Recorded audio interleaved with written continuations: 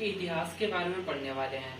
देखेंगे कि हमें जो भारत का इतिहास है इसके स्रोत कौन कौन से हैं, आखिर हमें पता कहाँ से चलता है। हम जो अपनी किताब इतिहास की किताबें पढ़ते हैं उनमें जानकारी कहाँ कहाँ से आती है।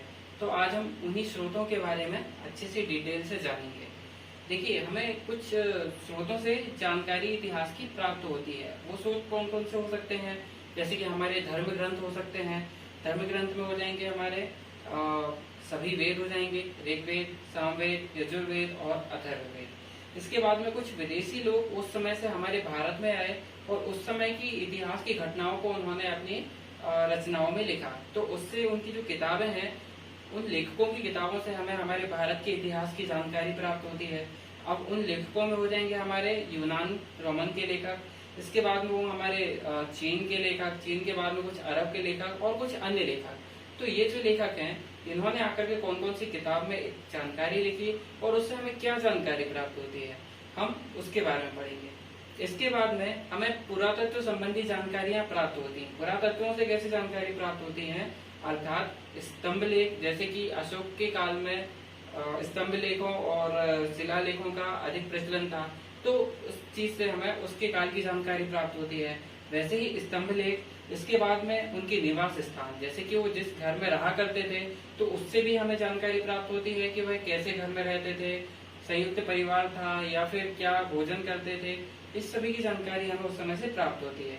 इसके बाद में उनकी जो करेंसी, उनके जो सिक्के हैं, उससे भी हमें जानकारी प्राप्त होती है कि जैसे कि हमें समुद्रगुप्त का एक सिक्का मिला जिस पर उसकी वीणा बजाते हुए एक प्रतिमा दर्शाई गई है। इससे हमें पता चलता है कि उसके समय में सिक्के भी चलते थे और वह संगीत प्रेमी भी था। इस तरह से ये जो हमें प्राप्त होते हैं, जो हमें वहाँ के साक्ष्य प्राप्त होते हैं, उन्हें कहा जाता है पुरातत्व संबंधी साक्ष्य। इसके बाद में कुछ और ऐतिहासिक ग्रंथ, जैसे कि जो भी किताबें हो गई उस समय की, जैसे कि चचनामा हो गई और भी जो इस तरह की किताबें हैं, उन किताबों को ऐतिहासिक ग्रंथ की श्रेणियों में रखा जाता है।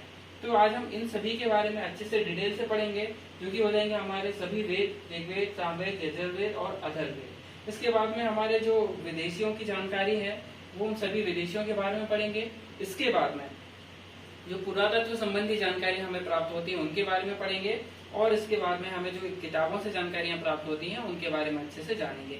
आइए तो हम इसे स्टार्ट करते हैं और एक एक को अच्छे से डिटेल से समझते हैं। देखिए, केवल आप ये इतनी सी जानकारी अच्छे से याद कर लीजिए, पूरा चैप्टर आपको आसानी से याद हो जाएगा, कोई दिक्कत नहीं जाएगी, कोई समस्या नहीं जाएगी इसको समझने में।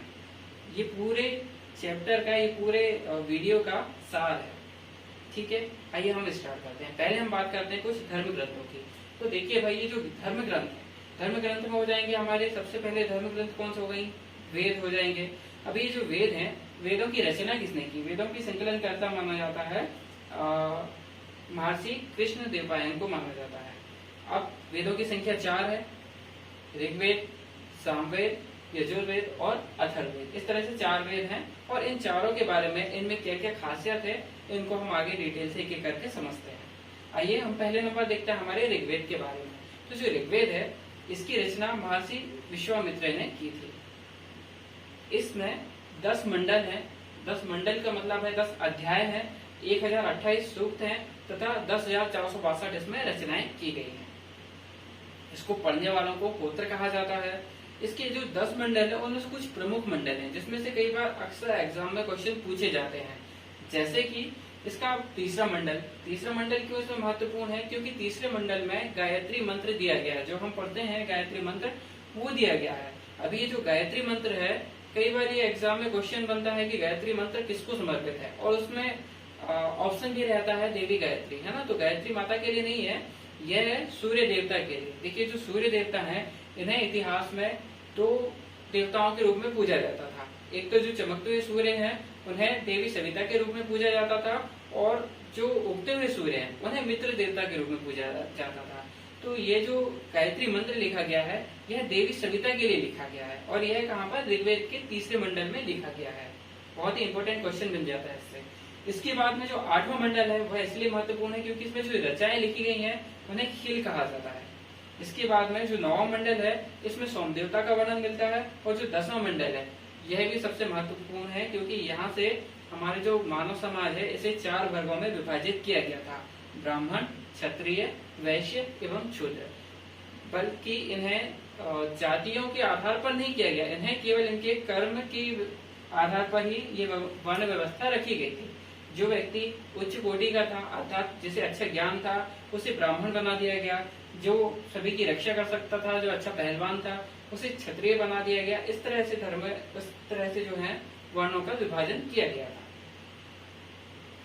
इसके बाद में जो ये ऋग्वेद है, इस ऋग्वेद में करीबन 250 मंत्र भगवान इंद्र के लिए समर्पित हैं और अग्नि के लिए 200 मंत्रों की इसमें रचनाएं की गई है। तो ऋग्वेद में केवल इतनी ही जानकारी है जो कि महत्वपूर्ण थी। इसके बाद में हम बात करते हैं हमारे अगले वेद के बारे में, जो है हमारा यजुर्वेद। यजुर्वेद जो है यह शाश्वत पाठ, इसमें जो पूजा पाठ के समय पे जो मंत्र होते हैं, जो नियम कानून पालन करना होता है, जैसे कि बलि के समय में कुछ नियम पालन करने होते थे, तो उन सभी के बारे में विस्तृत जानकारी इसमें दी गई है। यह एक ऐसा ग्रंथ है जिसको गद्य और पद्य दोनों विधाओं में लिखा गया है। इसके पढ़ने वालों को अथर्वणीय कहा जाता था। देखिए, हमारे ऋग्वेद हो गया, यजुर्वेद हो गया। इसके बाद में आता है हमारा ये सामवेद। जो सामवेद है, इसे भारतीय संगीत का जनक माना जाता है और इससे ही स्वरों की शुरुआत भी मानी जाती है। ऋग्वेद की ही जो रचनाएं हैं जिन्हें गाया जा सकता था। देखिए, जो ऋग्वेद में जितनी बहुत सारी रचनाएं हैं, यह कोई अलग से, जो सामवेद है, यह कोई अलग से वेद नहीं है। उसमें जो रचनाओं को गाया जा सकता था, उन्हीं रचनाओं को उठा करके इनमें रख दिया, क्योंकि यह एक संगीत का वेद है, तो उसको उठा करके इसमें रख दिया गया। इसको पढ़ने वाले को उद्गत कहा जाता है। देखिए, हमारे ऋग्वेद हो गया, सामवेद हो गया, यजुर्वेद हो गया। इसके बाद में हम बात करते हैं हमारे अंतिम अथर्ववेद के बारे में। तो ये जो अथर्ववेद है, इसकी रचना अथर्व ऋषि ने की थी। इस कारण से इस वेद को अथर्ववेद कहा जाता है। इसमें जादू, टोना, टोटका, श्राप, वशीकरण, इस तरह के जो भी मंत्र हैं, उन सभी मंत्रों का इसमें व्याख्यान मिलता है। इस वेद में कन्याओं की निंदा की गई है तथा सभा और समितियों को प्रजापति की 2 पुत्रियां बताया गया है। देखिए, सभा और समिति क्या है, तो जिस तरह की आज समितियां बनती हैं, सभाएं बनती हैं, उन्हीं को इन्होंने प्रजापति की 2 पुत्रियां कहा है। एक्चुअली में होता क्या था, उस समय जो राजा होता था वह इतना शक्तिशाली, इतना बलवान नहीं होता था कि समस्त निर्णय वो स्वयं ले सके। इस कारण से क्या होता था, कुछ सभाएं बनाई जाती थी, कुछ संस्थाएं बनाई जाती थी और वे संस्थाएं मिलकर के न्याय का या फिर राजा की सहायता करती थी। इस कारण से इनको प्रजा की सहायता करने के कारण इन्हें प्रजापति की 2 पुत्रियां कहा गया है। आइए कुछ इंपोर्टेंट फैक्ट देखते हैं। जैसे कि हमने चारों वेदों के बारे में पढ़ा, तो इन चारों वेदों में सबसे जो प्राचीन वेद है और जो सबसे नया वेद है, उन दोनों वेदों के बारे में हम समझते हैं। जो सबसे प्राचीन वेद है वो है ऋग्वेद और जो सबसे नया वेद है वो है हमारा अथर्ववेद। इन वेदों को और अच्छे से समझने के लिए और डिटेल में डीपली और अच्छे से समझने के लिए 6 वेदांगों की रचना की गई है। और उन वेदांगों के नाम क्या क्या है? शिक्षा, ज्योतिष, कल्प, व्याकरण, निरुक्त और छंद। इन 6 वेदांगों की रचना की गई है। देखिए, अब हमने वेद पढ़े, वेद के बाद में हम आते हैं पुराणों पर। तो अब हम पुराणों के बारे में चर्चा करेंगे। देखिए, भारतीय ऐतिहासिक कथाओं का जो अच्छा विवरण है वह हमें पुराणों में प्राप्त हो जाता है। जैसे कि महाभारत, महापुराण है ना, रामायण, महापुराण, इस तरह की जो हमने महापुराण पढ़ी है, तो इनमें हमें अच्छा खासा इसमें वर्णन मिल जाता है। इसके रचयिता हर्ष और उनके पुत्र उग्रश्रवा माने जाते हैं। पुराणों की संख्या 18 है, जिसमें से जो सबसे प्राचीन पुराण है वह मत्स्य पुराण माना जाता है। अधिकतर जो भी पुराण है इन्हें संस्कृत भाषा में लिखा गया है और बहुत ही सरल संस्कृत भाषा में इनको लिखा गया है। देखिए, इस समय की अब हम स्त्रियों की चर्चा कर लेते हैं। तो इस समय जो स्त्रियां थी उनकी जो स्थिति थी ज्यादा गंभीर भी नहीं थी और ज्यादा अच्छी भी नहीं थी। मतलब कह सकते हैं कि नॉर्मली की स्थिति थी।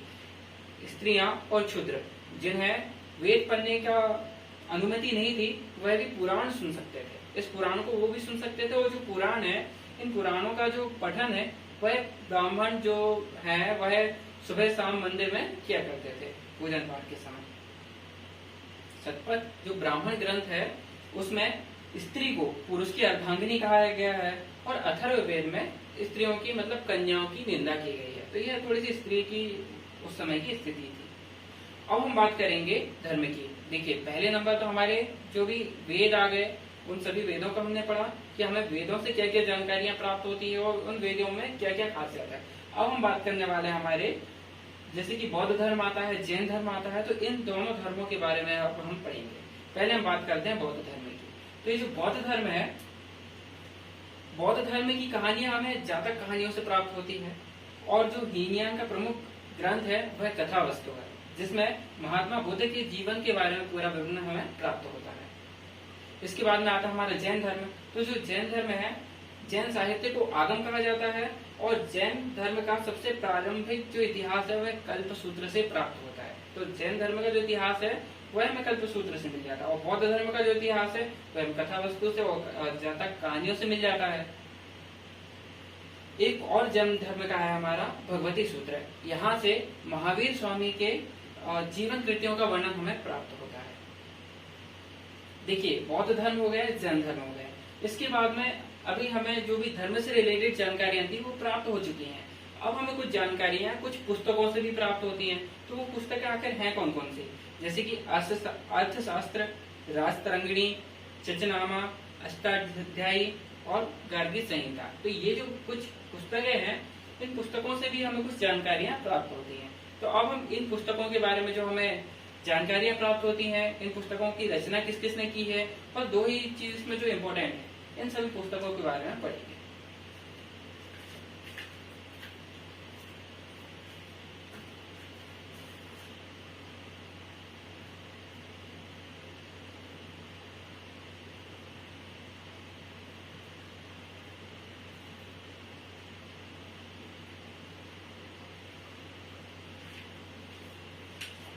देखिए पहले हम बात करेंगे हमारी अर्थशास्त्र के बारे में। तो जो अर्थशास्त्र है, इसकी रचना चाणक्य ने की है, इसकी लेखक चाणक्य है, और इसमें 15 अधिकरणों तथा 180 प्रकरणों की रचना की गई है। और इस पुस्तक से हमें मौर्य काल के इतिहास की जानकारी प्राप्त होती है। इसके बाद में आती है हमारी राजतरंगिणी। तो ये जो राजतरंगिणी है, इसके रचयिता कल्हण को माना जाता है, और इससे हमें कश्मीर के इतिहास के बारे में जानकारी प्राप्त होती है। इसके बाद में आती है चचनामा। तो ये जो चचनामा है, इसकी लेखक अली अहमद है, और इससे हमें सिंध विजय, जो अरबों की सिंध विजय है, उसके बारे में हमें जानकारी प्राप्त होती है। इसके बाद में जो पतंजलि है, पतंजलि पुष्यमित्र शुंग के पुरोहित माने जाते थे। तो उनके महाभाष्य से उनके काल का हमें, उनके शुंगों के इतिहास का हमें पता चलता है। इसके बाद में हमारी आदि अष्टाध्यायी। तो जो अष्टाध्यायी है, इसके लेखक महर्षि पाणिनि है, और इससे मौर्यों के इतिहास के पहले की तथा मौर्यों की राजनीतिक व्यवस्था की हमें जानकारी प्राप्त होती है। इसके बाद में लास्ट आती है हमारी गार्गी संहिता। तो ये जो गार्गी संहिता है, इस गार्गी संहिता की रचना की थी कात्यायन ने, और यह एक ज्योतिष ग्रंथ है। फिर भी इससे हमें भारत पर होने वाली यवन आक्रमण के बारे में हमें जानकारी प्राप्त होती है। ठीक है, तो ये हमने सभी किताबों के बारे में पढ़ लिया। अब इसके बाद में हम देखते हैं कि हमें कुछ विदेशी जो आए थे हमारे भारत में, उन्होंने भी कुछ रचनाएं की हैं। तो उनकी रचनाओं से हमें क्या क्या जानकारियां प्राप्त होती है। तो अब हम उन रचनाओं के बारे में अच्छे से पढ़ते हैं। पहले हम देखते हैं कि कहां कहां से विदेशी लेखक आए थे। जैसे कि कुछ आए थे यूनान से आए थे, कुछ अरब से आए थे, इसके बाद में कुछ आए थे हमारे चीन से भी आए थे, और इसके बाद में कुछ अन्य लेखक थे। तो इन सभी लेखकों के बारे में हम अच्छे से पढ़ेंगे कि लेखक कौन कौन से थे, उन्होंने क्या क्या रचनाएं की, और उनमें क्या क्या महत्वपूर्ण पॉइंट है। पहले हम देखते हैं हमारे यूनान के लेखकों के बारे में। तो जो यूनान के लेखक है वह है हमारे टेसियस, हेरोडोटस, मेगास्थनीज, डायमेकस, टॉलमी, प्लिनी आदि। ये जो थे, ये आए थे हमारे यूनान से। इसके बाद में आते हैं चीनी लेखक। तो चीनी लेखक में प्रसिद्ध हैं हेनसांग, फायान, इतिसन और संयोगी। तो इनके बारे में पढ़ना हमें, जो कि चीन से आए थे। जो अरब से आए थे उनके बारे में केवल हमें 2 लेखकों के बारे में पढ़ना है, जो कि सबसे ज्यादा महत्वपूर्ण है, अल-बिरूनी और इब्न बतूता। इसके बाद में कुछ अन्य लेखक है। अन्य लेखक में 2 ही लेखकों को पढ़ेंगे, तारानाथ और मार्को पोलो। ठीक है, तो अब हम इन्हें अच्छे से समझते हैं। पहले हम बात करते हैं यूनानी लेखक की। तो जो यूनानी लेखक है, जैसे कि टेसियस, हेरोडोटस, मेगास्थनीज, डायमेकस, टॉलमी, प्लिनी, तो इनकी क्या क्या रचनाएं हैं और उन रचनाओं में क्या खासियत है, उनसे हमें क्या क्या जानकारी प्राप्त होती है, उसके बारे में हम पहले समझते हैं। पहले हम बात करेंगे टेसियस की। जो टेसियस है यह ईरान का राजवैद था और इनने भारत के संबंध में बहुत ही अजीब अजीब सा विवरण दिया जो कि बहुत ही आश्चर्यजनक है। इस कारण से इनका जो विवरण है वह अविश्वसनीय माना जाता है। इसके बाद में जो हेरोडोटस है इन्हें इतिहास का जनक माना जाता है, इतिहास का पिता भी इन्हें कहा जाता है। इन्होंने अपनी पुस्तक हिस्टोरिका में 5वीं शताब्दी ईसा पूर्व के भारत फ्रांस के संबंधों के बारे में इन्होंने अपनी जानकारी दी है, परंतु यह भी जो है यह भी अफवाहों पर आधारित है। इस कारण से इनका वर्णन भी उतना मान्य नहीं होता है। इसके बाद में हम बात करते हैं सिकंदर के साथ में कुछ लेखक आए थे। तो सिकंदर भारत आया तो उसके साथ में कुछ लेखक हमारे भारत आए थे, जिसमें निरियाकस, आनेसिगटस, इसके बाद में आर्टुबुलस। तो ये जो 3 लेखक हैं ये बहुत ही इंपॉर्टेंट है और इनसे हमें बहुत ही विश्वसनीय जानकारी प्राप्त होती है हमारे भारत के बारे में। इसके बाद में मेगास्थनीज थे। मेगास्थनीज जो था वह सेल्यूकस निकेटस का राजदूत था और इनसे हमें चंद्रगुप्त मौर्य के बारे में जानकारी प्राप्त होती है, क्योंकि ये चंद्रगुप्त मौर्य के दरबार में भारत में आए थे और इन्होंने एक पुस्तक लिखी है इंडिका। सबसे इम्पोर्टेंट है इनकी पुस्तक इंडिका। इसमें मौर्य समाज एवं संस्कृति का वर्णन प्राप्त होता है। इसके बाद में हम बात करेंगे डायमिकस। तो जो डायमिकस है यह सीरिया के राजा आंटियोकस के राजदूत थे और यह बिंदुसार के दरबार में भारत आए थे और इनसे भी हमें मौर्य काल के संबंध में ही जानकारी प्राप्त होती है। इसके बाद में आते हैं डायोनीसियस। तो यह जो है यह मिस्र के राजा टॉलमी फ्लाडेलसस के राजदूत थे और यह अशोक के दरबार में भारत आए थे। तो यह जो है यह अशोक के दरबार में भारत आए थे। तो देखिए ये जो लेखक है इनके बारे में हमने जानकारी प्राप्त की। इसके बाद में कुछ और अन्य लेखक है जैसे कि टॉलमी और प्लिनी। तो जो टॉलमी है यह इसने 2वीं शताब्दी के भारत के भूगोल नामक एक पुस्तक लिखी थी और जो प्लिनी है इसने 1st शताब्दी में नेचुरल हिस्ट्री नामक किताब लिखी थी, जिसमें भारतीय पशुओं का, पेड़ पौधों का और खनिज पदार्थों का वर्णन हमें प्राप्त होता है उस समय के। इसके बाद में हम बात करेंगे यूनानी लेखक की। तो देखिए अब इसके बाद में आते हैं हमारे जो यूनानी लेखक आते हैं उन यूनानी लेखकों में है टेसियस, हेरोडोटस, मेगास्थनीज, डायमेकस, टॉलमी, प्लिनी। ये हमने सब पढ़े हैं यूनानी लेखक के बारे में अभी तक पढ़ा। इसके बाद में हम बात करेंगे हमारे चीनी लेखक के बारे में। तो जो चीनी लेखक थे वह थे फायान, हैंसान, संयुग्न और इतिसन। तो इन सभी के बारे में हम एक एक करके समझते हैं कि आखिर इन्होंने अपनी रचनाओं में क्या क्या लिखा है। पहले हम बात करते हैं फायान की। तो ये जो फायान थे ये चंद्रगुप्त द्वितीय के दरबार में भारत आए थे और इन्होंने इनकी विवरण में मध्य प्रदेश की समाज एवं संस्कृति के बारे में बताया गया है और उन्होंने बताया है कि जो हमारा मध्य प्रदेश है इसकी जो जनता थी यह बहुत ही समृद्ध एवं सुखी थी उस समय। इसके बाद में आते हैं संयुग्न। तो जो संयुग्न है यह 518 ईस्वी में भारत आए थे और इन्होंने लगभग 3 वर्षों में बौद्ध धर्म की प्राप्तियां यहाँ से एकत्रित की थी। इसके बाद में आते हैं हैंसोंग। तो ये जो हैंसोंग है यह हर्षवर्धन के शासनकाल में भारत आए थे। देखिए इनको याद करना बहुत आसान है, हैंसोंग, हर्षवर्धन दोनों मैचिंग वर्ड लग रहे हैं, है ना। तो ये जो हैंसोंग है यह हर्षवर्धन के शासनकाल में भारत आए थे और यह लगभग 629 बीसी में, यह लगभग 629 ईस्वी में वहां से निकले थे तथा 1 वर्ष की यात्रा के बाद में यहाँ पर पहुंच गए थे और 15 वर्षों तक वह यहाँ पर हमारे भारत में रहे और उसके बाद में 645 ईस्वी में यह वापस लौट गए। अभी देखिए इन्होंने भारत के बिहार में नालंदा विश्वविद्यालय में अध्ययन किया। इसके बाद में बौद्ध धर्म, ये देखिए वहां से यहाँ पर आए थे तो ऐसे घूमने के लिए नहीं आए थे। ये क्या है, नालंदा यूनिवर्सिटी में अध्ययन करने के लिए और यहाँ से जो हमारे बौद्ध धर्म है उनको, बौद्ध ग्रंथों को यहाँ से ले जाने के उद्देश्य से हमारे भारत में आए थे। इससे हर्षकालीन समाज, धर्म और संस्कृति और राजनीति इन सभी के बारे में हमें हर्ष काल के बारे में पता चलता है। इसके बाद में ये जो हैंसोंग है, हैंसोंग के अध्ययन के समय जो नालंदा यूनिवर्सिटी है, अभी देखो कई बार ये क्वेश्चन भी बन सकता है कि यदि ये हमारे भारत में पढ़ने आए थे तो उस समय पे जो नालंदा यूनिवर्सिटी के जो कुलपति थे वह कौन थे, तो वह थे शीलभद्र। अब इसके बाद में आता है हमारे इतिसंग। तो जो इतिसंग है यह 7वीं शताब्दी के अंत में भारत में आया था और इसने अपने विवरण में नालंदा विश्वविद्यालय, विक्रमशिला विश्वविद्यालय तथा अपने समय के भारत का इन्होंने अपने किताब में वर्णन किया है।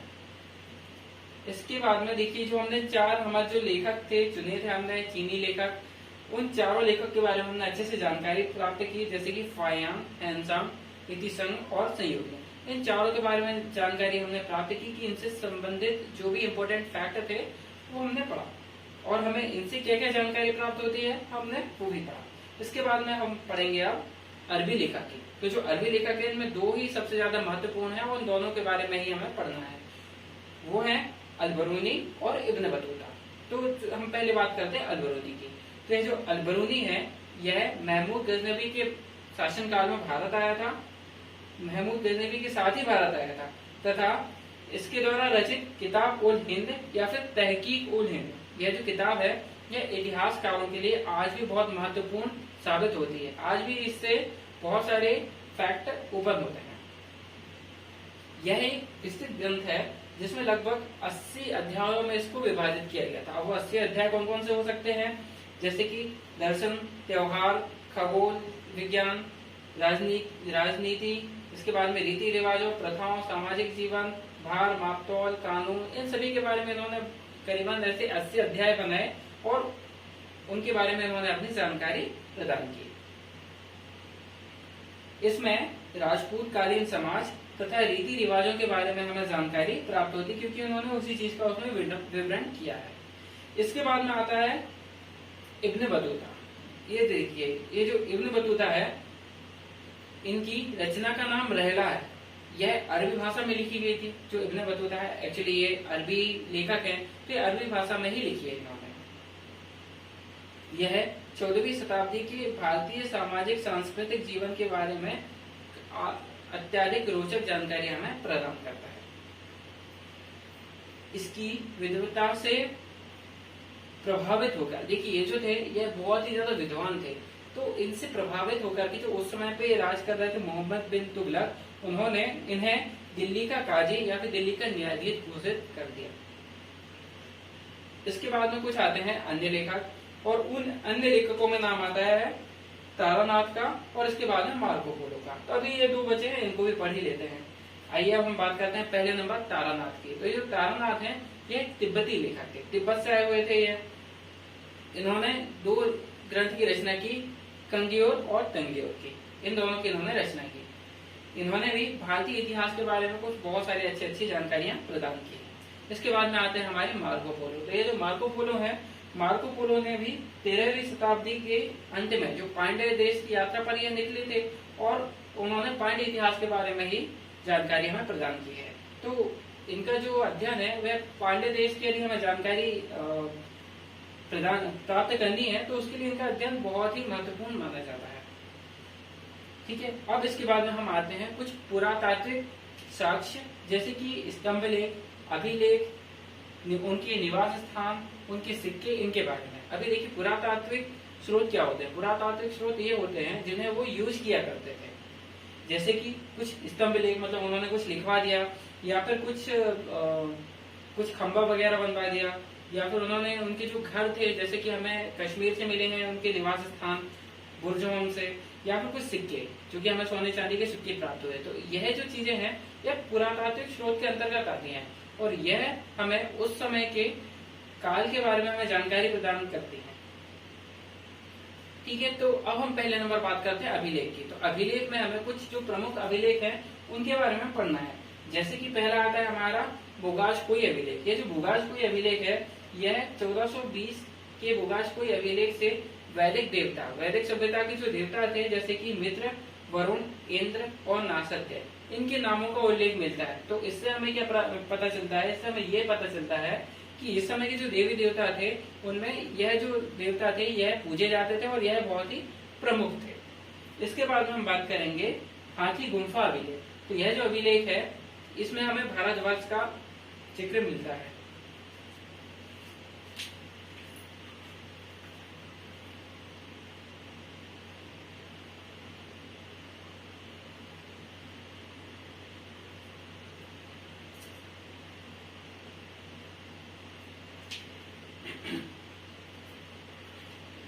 इसके बाद में आता है सोहगौरा का अभिलेख। तो यह सोहगौरा का अभिलेख है, इसे सर्वप्रथम दुर्भिक्ष की जानकारी प्राप्त होती है और इसके बाद में आता है एरन अभिलेख। जो एरन अभिलेख है यह हमें सागर से प्राप्त होता है और इससे हमें सर्वप्रथम सती प्रथा के प्रमाण प्राप्त होते हैं। यहाँ से सती प्रथा का पहला लिखित साक्ष्य मिला है और ये जो सती प्रथा का जो प्रमाण मिला है यह भानुगुप्त के समय का है और यह हमें सागर से प्राप्त हुआ है। इसके बाद में आता है मंदसौर अभिलेख। तो मंदसौर अभिलेख से हमें रेशम बुनकर की श्रेणियों के बारे में जानकारी यहाँ प्राप्त होती है।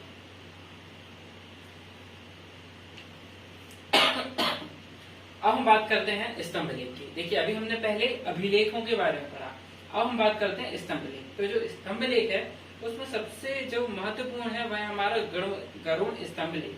गरुड़ स्तंभ लेख जो कि अभी विदिशा में स्थित है और इसको हेरोडोटस ने बनवाया था। इससे मध्यकाल में जो हमारे जो भारत में भागवत धर्म जो विकसित हो रहा था उसकी जानकारी हमें प्राप्त होती है, क्योंकि यह जो गरुड़ स्तंभ है यह भागवत धर्म से संबंधित है। इसका निर्माण यवन राजदूत हेरोडोटस ने करवाया था। भारत में होने वाले आक्रमण की भी जानकारी हमें इसी के भीतरी स्तंभ से प्राप्त होती है। इसके बाद हम बात करते हैं निवास स्थान की। तो ये जो निवास स्थान है मतलब उस समय जो लोग रहा करते थे, उस समय जो लोग हैं वह गड्ढे बना करके जमीन के अंदर रहते थे। तो वह चीज हमें कहाँ से प्राप्त हुई, वह हमें बुर्जहोम से प्राप्त हुई। बुर्जहोम जो कि कश्मीर में स्थित है, यहाँ से घर के पास गड्ढे में रहने के साक्ष्य मिले हैं।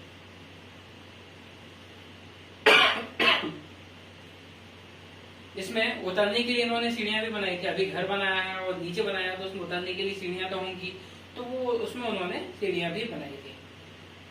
इसके बाद में हम बात करते हैं सिक्कों की। तो देखिए जो सिक्के हैं तो उस समय के जो सिक्के हैं वह किस धातु के हुआ करते थे या फिर उसमें किस राजा महाराजाओं की चित्रण है, वह सभी हमें जानकारी प्रदान करती है कि किस काल से संबंधित है। तो पहले हम बात करते हैं हमारे कि ये जो सिक्के हैं इन्हें कहा किया जाता है। इन्हें आहत कहा जाता है और साहित्य में इन्हें कांसापूर्ण कहा गया है। सिक्कों पर लेख लिखने का जो कार्य शुरू किया गया है यह यवन शासकों ने शुरू किया था।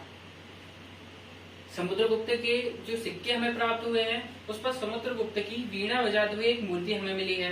तो वह मूर्ति से हमें यह पता चलता है कि यह जो सिक्का है यह समुद्रगुप्त के काल से संबंधित है तथा जो समुद्रगुप्त थे वह एक संगीत प्रेमी थे। इसके बाद में अरिकमेड़ जो कि पुडुचेरी में स्थित है, उसके समीप स्थित है, वहां से हमें रोमन के सिक्के प्राप्त हुए हैं।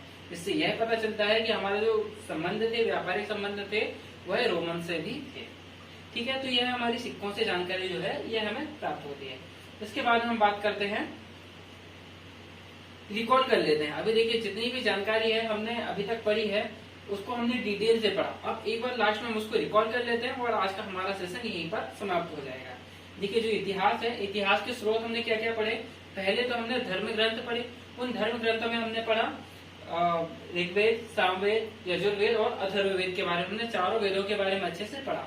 इसके बाद में हमने कुछ विदेशी आए थे, विदेशियों के बारे में जानकारी प्राप्त की, जो कि यूनानी लेखक थे, रोमन लेखक थे, चीनी लेखक थे, अरबी लेखक थे और कुछ अन्य लेखक थे। तो इन सभी लेखकों के बारे में हमने जानकारी प्रदान की। इसके बाद में हम बात करेंगे पुरातत्व संबंधी जानकारी, जैसे कि हमें अभिलेखों से प्राप्त हुए कुछ जानकारी हमें स्तंभ लेखों से प्राप्त हुई, कुछ सिक्कों से प्राप्त हुई और कुछ उनके जो रहते थे निवास स्थान उससे हमें जानकारियां प्राप्त हुई। इसके बाद में हमें कुछ ऐतिहासिक ग्रंथ मिलते हैं, जैसे कि कुछ किताबें हैं और किताबों से हमें जो भी जानकारियां प्राप्त हुई, तो इन सभी से मिलाकर के जो है यह हमारी हिस्ट्री बनाई गई है और इन सभी से हमें हमारे भारत के इतिहास के बारे में जानकारी प्राप्त होती है। तो इन सभी से इतनी पूरी इतिहास का निर्माण हुआ है। तो आई होप कि आपको हमारा यह लेक्चर पसंद आया होगा। यदि पसंद आता है हमारा यह लेक्चर तो हमारे इस वीडियो को लाइक कीजिए, साथ में ही हमारा जो चैनल है इस चैनल को सब्सक्राइब कीजिए और साथ ही यह जो बेल आइकन का निशान है इस बेल आइकन को दबाइए ताकि हमारे जो भी नए वीडियोस है वो सबसे पहले आपके पास तक पहुंचे।